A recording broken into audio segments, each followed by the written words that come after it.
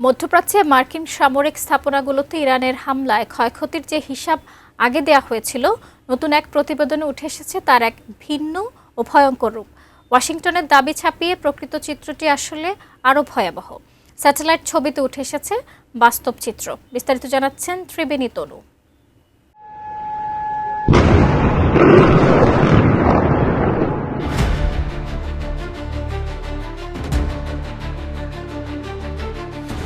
মধ্যপ্রাচ্যে ইরান ও যুক্তরাষ্ট্রের মধ্যকার সংঘাত এক নতুন রূপ নিয়েছে।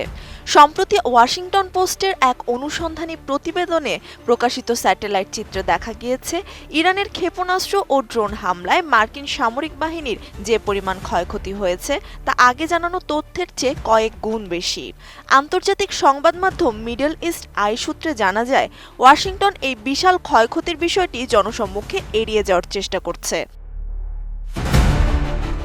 প্রাপ্ত তথ্য অনুযায়ী এবছর ফেব্রুয়ারি মাসে যুদ্ধ শুরু হওয়ার পর থেকে এ পর্যন্ত মার্কিন সামরিক বাহিনীর অন্তত 228টি স্থাপনা ও সরঞ্জাম ধ্বংস বা মারাত্মকভাবে ক্ষতিগ্রস্ত হয়েছে।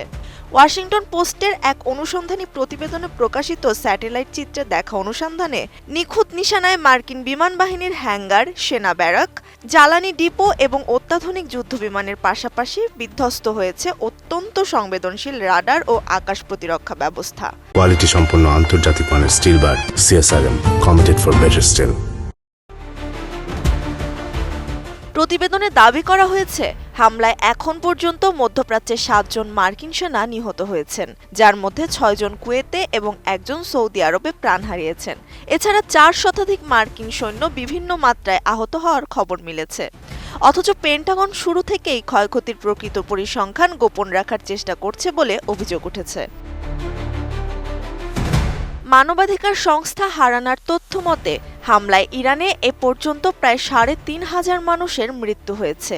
ইরানের উপর যৌথ হামলার প্রতিবাদে এই প্রতিশোধমূলক ব্যবস্থা নিয়েছে তেহরান। গত মঙ্গলবার টানা দ্বিতীয় দিনের মতো সংযুক্ত আরব আমিরাতের ফুজাইরা বন্দরে একটি তেল শোধনাগারে ভয়াবহ ড্রোন হামলা চালায় তারা। এতে সেখানে কর্মরত 3 জন ভারতীয় নাগরিক আহত হন।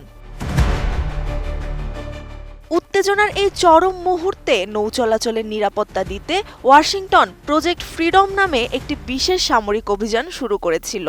প্রায় 15,000 সেনা সদস্য এবং শতাধিক যুদ্ধবিমান নিয়ে এই পাহারা শুরু হলেও মাত্র একদিনের মাথায় মার্কিন প্রেসিডেন্ট ডোনাল্ড ট্রাম্প হঠাৎ করেই অভিযান স্থগিত করার ঘোষণা দেন। বিশ্লেষকদের মতে, যুদ্ধক্ষেত্রের এই ভয়াবহ ক্ষয়ক্ষতির মুখে ট্রাম্প প্রশাসন এখন ইরানের সাথে সমঝোতায় পৌঁছানোর পথ খুঁজছে। একদিকে মার্কিন বাহিনীর আকাশ ছোঁয়া ক্ষয়ক্ষতি, আর অন্যদিকে ট্রাম্পের যুদ্ধবিরতির ইঙ্গিত। এই দুয়ের টানাপোড়েনে মধ্যপ্রাচ্যের ভবিষ্যৎ এখন কোন দিকে মোড় নেয় সেটিই দেখার বিষয়। ত্রিবেণী তনু, ATN নিউজ।